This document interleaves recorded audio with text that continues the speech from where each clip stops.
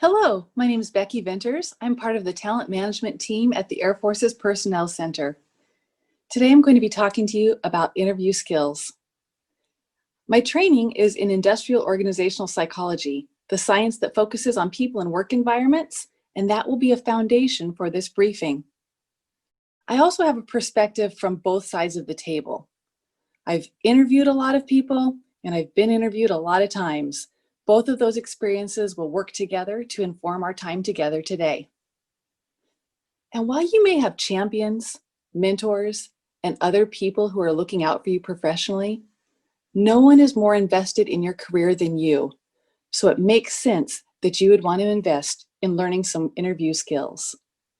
While walking around with a sign over our heads that says "Hire me" may seem really appealing on some levels, it's not the best way to get the right kind of attention. So today, we're going to cover some more positive ways to get noticed in the workplace. In our time together, I will cover getting an interview, preparation, delivery, follow-up, and then keeping it all in perspective. We'll spend most of our time together on preparation. Let that be a reminder to you, that's where you should spend the bulk of your time too. Getting an interview. Normally, when we think about getting interviewed, we think about the moment of truth, where we're sitting across the proverbial table from a hiring manager or a panel of people who are asking questions and evaluating our responses. The interview process, however, starts long before you have an interview on the calendar, even before you click apply in USA Jobs. Honestly, that process starts now, because long before you can slay an interview, you must secure an interview.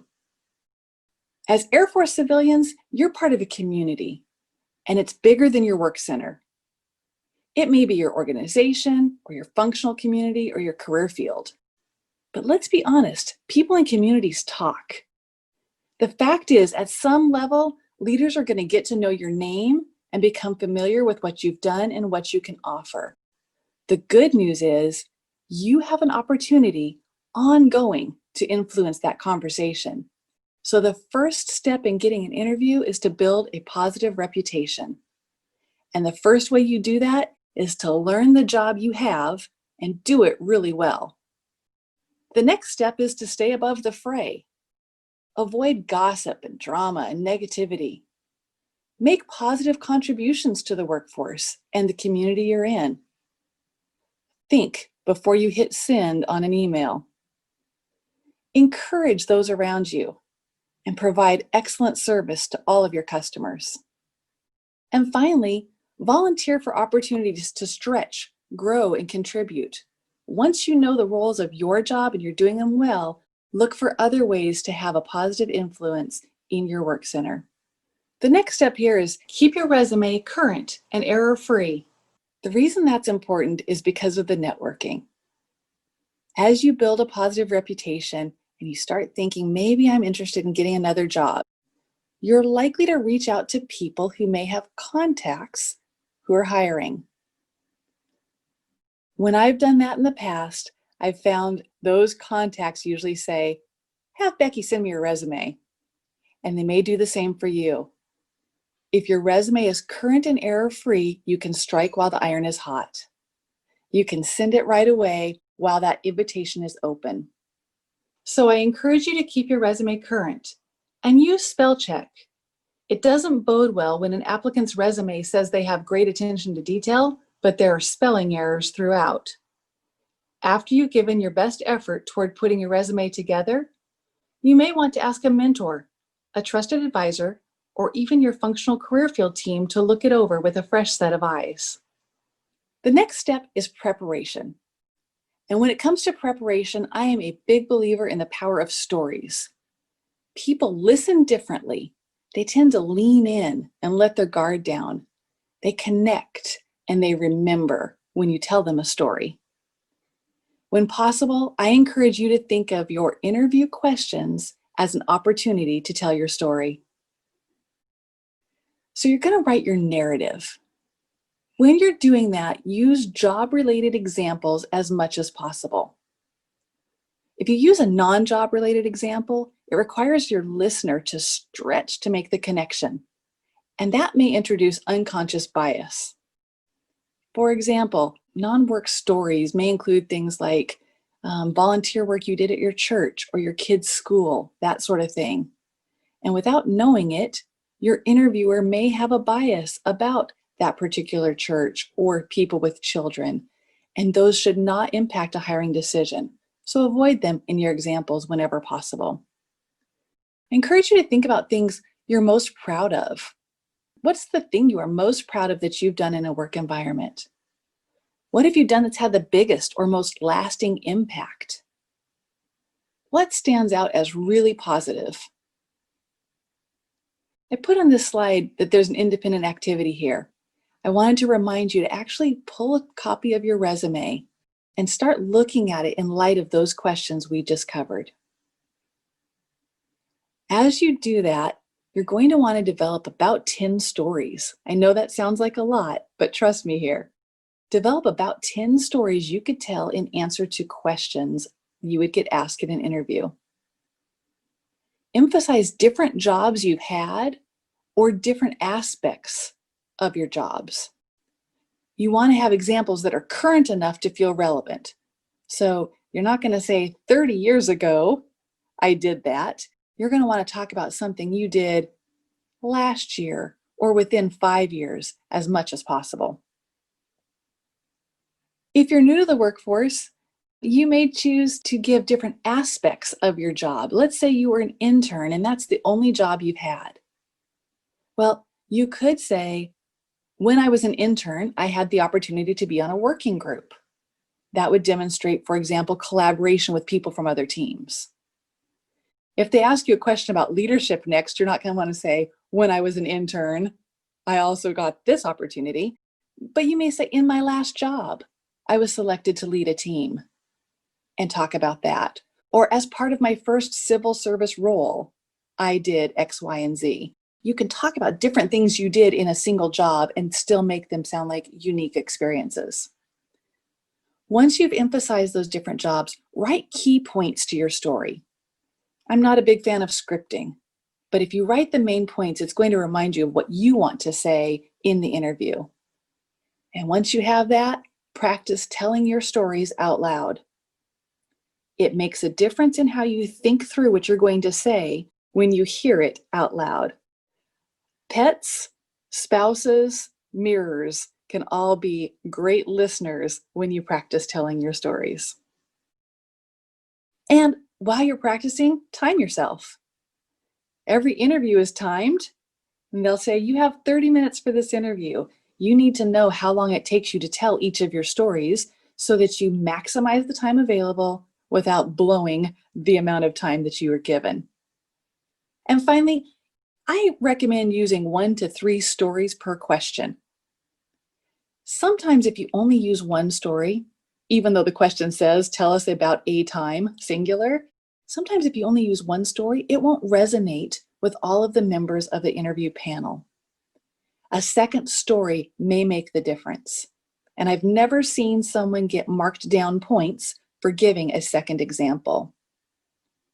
Conversely, if you give 2 or 3 different stories, make sure they have impact. 3 can be questionable. More than 3 definitely tells me that you're not giving enough depth in your response. It's better to flesh out some great detail in a couple of stories than just to give lots of stories that are very shallow. As you're writing your narrative, remember that good stories have a beginning, a middle, and an end. No good storybook says, once upon a time there was a princess and a frog and they lived happily ever after. There's not enough meat there, and you need to provide detail. Describe that experience that you've had in detail rather than just years. So for example, don't tell me I was the security officer for 7 years and wait for me to ask you the next question. Instead, roll that data piece, the years, into your example. During my 7 years as a security officer, I had the opportunity to, and then tell me your story. Now you've given me some information to tie into your answer. The model that I follow and I recommend as you're preparing for your interview is the SBI model: situation, behavior, impact. What was the situation? Set the scene. What did you do? Tell me about your behavior and how you were involved in that scene. And finally, what was the impact? Why did it matter? Now I know what you did. Why did it matter? Is there a lasting impact to your behavior? Assume your interviewer and your panel know nothing. I know that's hard to do, but assume they know nothing about the job you are telling them. That's going to help you add the amount of detail that they need to make their decision. If you use acronyms, be sure to explain them the first time. Just like I did on this slide when I talked about the SBI model, I made sure you knew I was referring to situation, behavior, and impact. You'll want to do the same thing for those that are interviewing you. Also, data and duration, number kinds of things may emphasize an impact. They also may not, so use them well. Any numbers that you put into your response should provide context for your answer. It shouldn't overwhelm your answer. So choose meaningful data that people are going to remember, not just number for number's sake.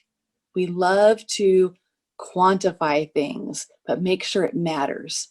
So is it important to specify that you saved the government $2,176.89? Or can you just say you saved them more than $2 million? Do you need to say you garnered a 49% response rate? Or could you say almost half of the people questioned responded? You can have all that supportive detail in your resume. That's great. In the interview, you want to pack a memorable punch and help them remember the focus of the story, not just how you're setting it up. Finally, tie your response to the job for which you're interviewing. Don't leave it up to the interviewer to make the connection between what you're telling them you've done and what you would like to do in your next job. Make that connection clear. You may talk about the example of what you've done and then say, that would be particularly important in this job because, or I can see using the same skills in this opportunity when, and fill in the blank. Just make that tie and put a bow on the package for the listener. Let's look at a sample together. Let's say the question were, tell me about a time you excelled in a fast-paced environment. A really poor answer to this question would be, in my last job, I worked an average of 17 RPAs per month over a 12-month period. Yay! As an interviewer, I'm going to wonder, what's an RPA? If we're in the science and engineering environment, RPA is a robotic process automation. If you're an operations person, RPA is a remotely piloted aircraft. And for our force support friends, RPA is a request for personnel action. Please do not assume that I know which one you're talking about. Tell me. Second, I'm going to wonder, what does it mean to work an RPA? What does that process include? Again, you're telling me about your behavior, so tell me more. And third, you said you worked an average of 17 RPAs over a 12-month period. I'm going to wonder, is 17 a lot or not very many? What was the expectation? Because I might not know, and I certainly won't assume I do. If I assume things for you, I have to assume for everyone else who interviews too. You tell me what you want me to know and give me some perspective or frame of reference. And finally, I'm going to want to know, why does it matter? What's the difference in having an RPA or not having an RPA? What do those things do? And what's the impact? So think for a minute. How would you answer this question? What story could you tell? What do I, as an interviewer, need to know, and how much detail should you include? I added this slide partly because it's pretty and partly because I think it makes a great point, right? This is about how much detail you should use. For example, on the far left, you may have painted a nice picture with your words, but it leaves far too much to the imagination. It's not clear. The second one, this one reminds me that it is possible to focus too much on that minute detail. And if you are so focused on the detail, I may not see the big picture of your response. The third one, on the other hand, frames in a clear picture. It provides enough clarity that I have a clear mental picture of the situation at hand and the path you took. Finally, when you're preparing for an interview, anticipate the questions. In essence, there are about 3 main types of questions that you could get asked: traditional, situational, and behavioral. A traditional question is basically asking, what do you think? Examples would be, what interests you about this job? What makes a good leader? Things like that. Well, if they're asking what you think, you can't be wrong, so that's pretty safe. The next one is situational. What would you do? Situational questions are predictive in nature, and there's no way of telling if you're right or not, because what they're asking is for you to predict what you would do under a given set of circumstances. For example, assume you came to work this morning and learned you had a tasker due at noon, but you knew you couldn't possibly get the required information until 1500. What would you do? Again, can't tell if you got it right or wrong because we don't really know what you would do, but they want to see what you think you would do. The third type of question is really the most common and the most supported by research right now in best practices. It's a behavioral interview asking what you have done. Because we know that history repeats itself, past behavior is the best predictor of future behavior. So if you tell me what you've done in the past, it gives me a great indication of what you would be likely to do in the future. A prompt for an interview in the behavioral question category would be, tell me about a time you had to collect data, analyze the results, and brief leadership on your recommendations. That may be considered a complete question. Keep in mind, I won't consider it a complete answer unless you also tell me the results of your efforts in those areas. Anticipate what your interviewer might ask and map your stories accordingly. You've gone through your resume, you've looked at the things you're most proud of or that were most impactful or positive for your organization. But now think about what kinds of things that interviewer might want to know. What are your hints? Well, common sense. What are some of the competencies required to excel in this job? They will probably ask you about some of those. Look at your position description and or the job announcement. That's going to give you some clues too. And research the organization. What's their mission? What are their strategic objectives? What's the workforce composition? Do they have any initiatives underway that are really popular right now? What are their priorities? All of those are important. If you're applying for a leadership opportunity, be prepared to talk about your leadership style, your leadership experience. And in this day and age, be prepared to talk about how you work in a virtual environment or how you lead teams in a virtual environment. I will also encourage you to prepare for the 2 most underutilized interview prompts. This is most underutilized interview prompts according to Becky. All right. The first one is there anything else you'd like us to know? I can't tell you how many people have said no when I ask this question. Nope, that's it. Nothing else I'd like you to know. Take advantage of this. This is your chance to tell any story that you did not already tell. If there is something that you wished that you had shared earlier in the interview that you forgot, or something that they just didn't ask you the right kind of question to get to, this is your chance to put it in there.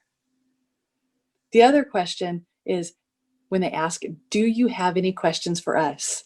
There are 2 responses to this that strike me wrong every time. Again, the first one is no. Do you have any questions for us? No. Because I think to myself, I'm the supervisor of this organization, and I have questions about it. How can you, who is not even in the organization yet, not have questions? When you have questions, it helps me know that you have been thoughtful about your approach, that you have an idea what you're getting into, and you want to know more. It helps me understand the direction you're coming from. The other way people have answered this poorly is by asking me questions that are self-seeking, that are self-centered rather than organization-centered. They've asked, do you allow telework? Do you allow PT time? And when will I find out? Those are my other least favorite answers to this question. When I ask if you have any questions for me, I want to know that you've been thoughtful about the organization you're entering and how you can be a contributing member.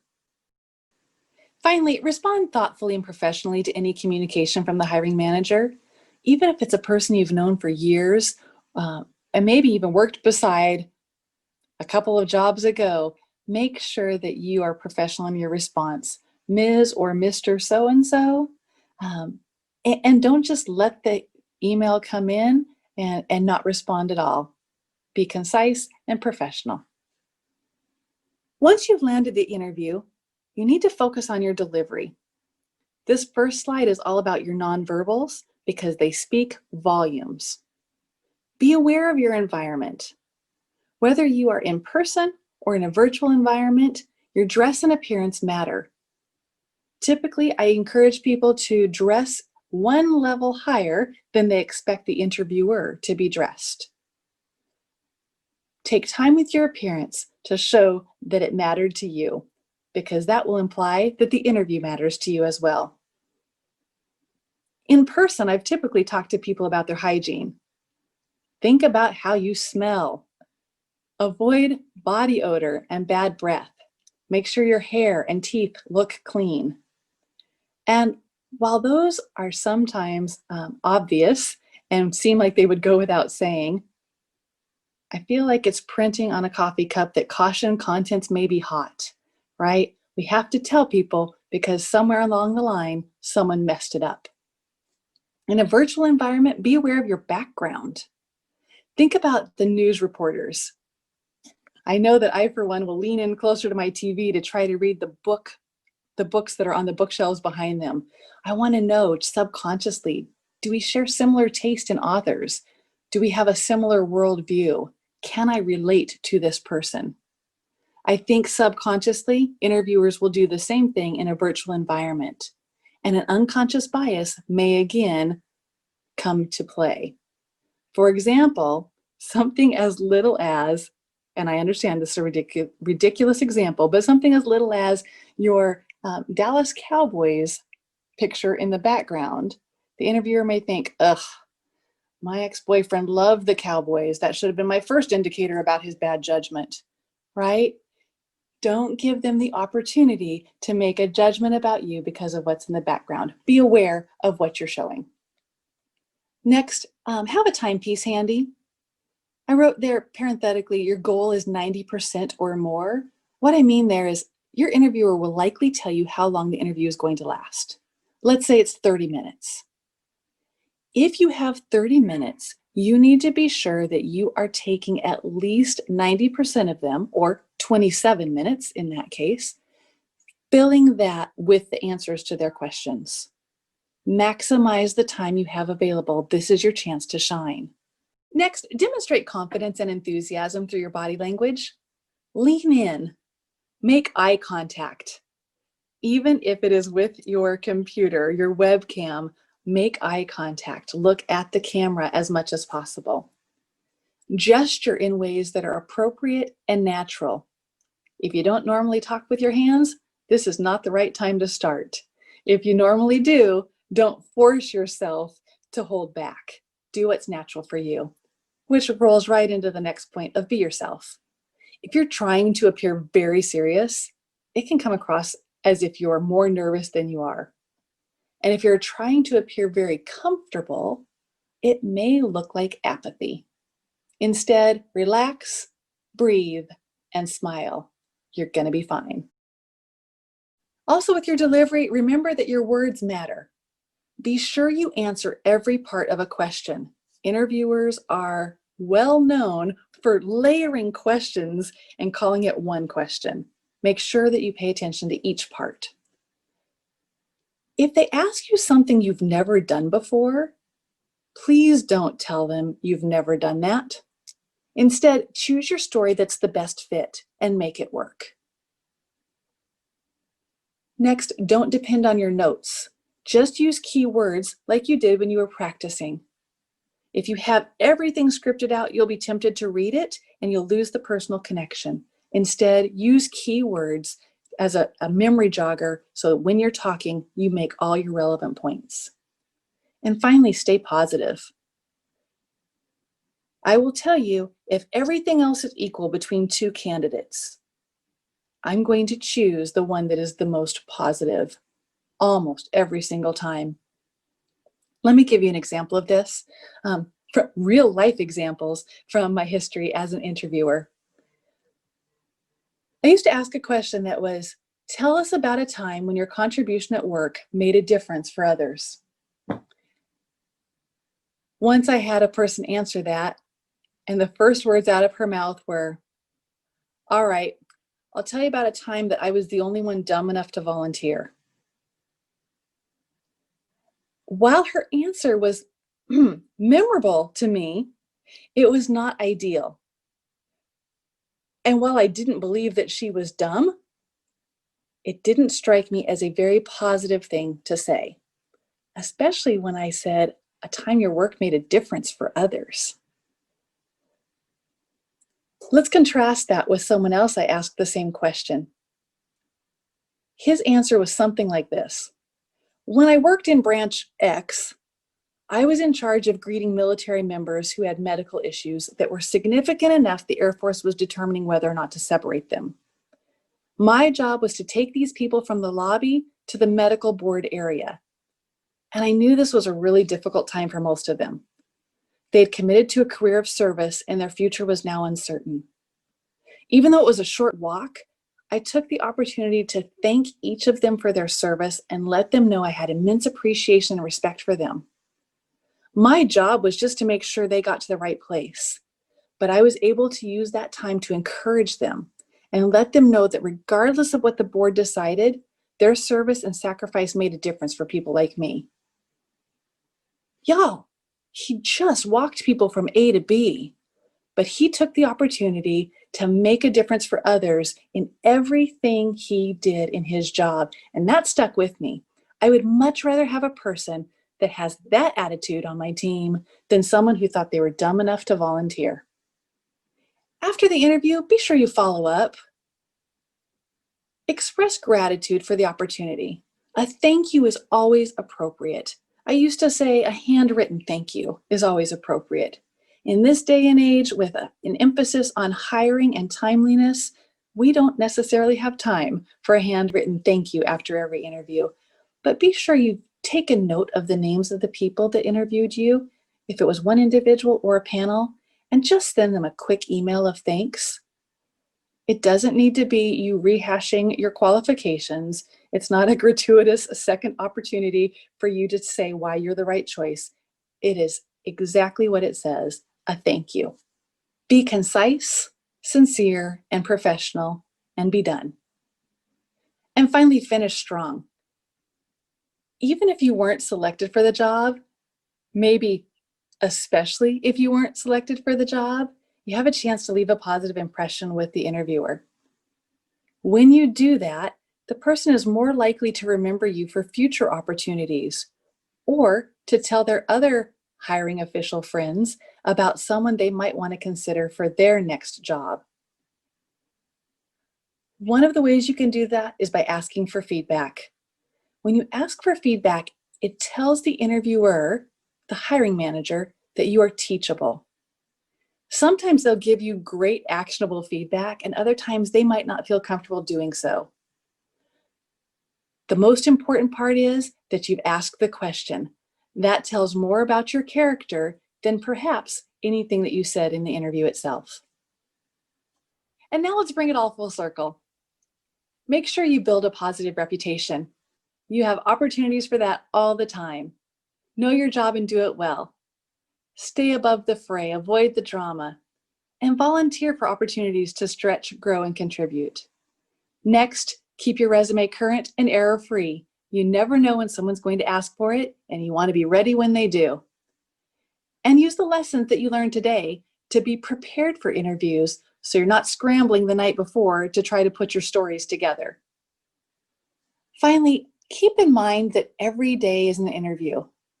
Embrace this opportunity. If you have this perspective, it will help you remember that you have the opportunity to make a difference for people every single day. Through your work, through your service mentality, and through your attitude. Be the person that others want on their team. Before we go, I want to give you a few words to help keep it all in perspective. I want you to know from an interviewer's perspective, I am cheering for you. I invited you to the interview because I want you to do well. I also need you to know I can like you and respect you and still not select you. I probably had lots of people apply for the job and only one job to fill. I know that can be disappointing. I know it can be discouraging, but keep in mind, you can still make that great impression. And I have had to make not a personal decision, but a business decision. Also on this slide, I wanted to give it extra emphasis, and so hence the clip art. I had a mentor talk to me once about the philosophy of the doors. And what he said was, you're going to face a lot of doors in your career. You are not meant to walk through each one of them, but don't be afraid to knock on them. There is one that leads to the right next step on your path. Be patient. When the time is right, the door will open. And when it does, you can walk through it with the confidence that everything you have done prepared you for what you are being called on to do next. When the right door opens, you'll know it was worth the wait and all the preparation you put into it. Thanks so much for your time today. I hope you found this information to be beneficial, and I wish you all the best with your professional pursuits. Happy interviewing.